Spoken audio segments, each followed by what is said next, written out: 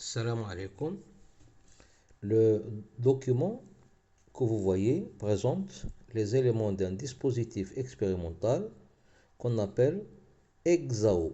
EXAO, c'est un sigle qui signifie expérience assistée par l'ordinateur. Et c'est un dispositif qu'on utilise de plus en plus dans les expériences des sciences de la vie et de la Terre. Donc, les éléments de ce dispositif, comme ils apparaissent dans le document, un, c'est le bioréacteur.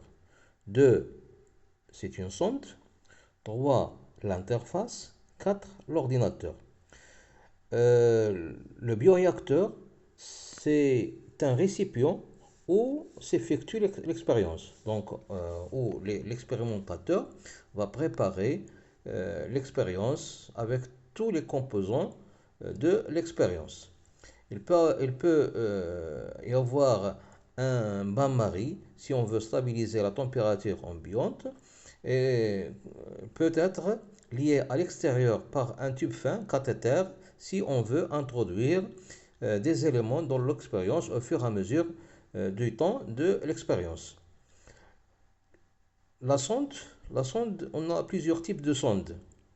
Il y a des sondes oxymétriques, c'est-à-dire des sondes qui vont évaluer la concentration en oxygène, des sondes de CO2, des sondes pH-mètre, des sondes de température, il y a des thermomètres, des sondes de thermomètre si on veut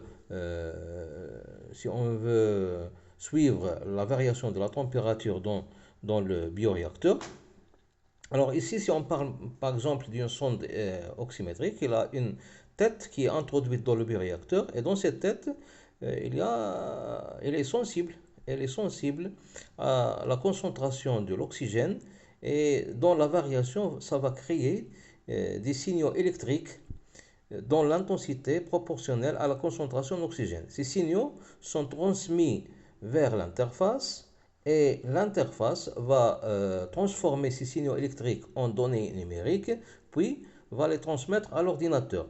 L'ordinateur reçoit ces données numériques, va les traiter par des logiciels appropriés et va les représenter sur l'écran sous forme de courbes, de graphes, de tableaux.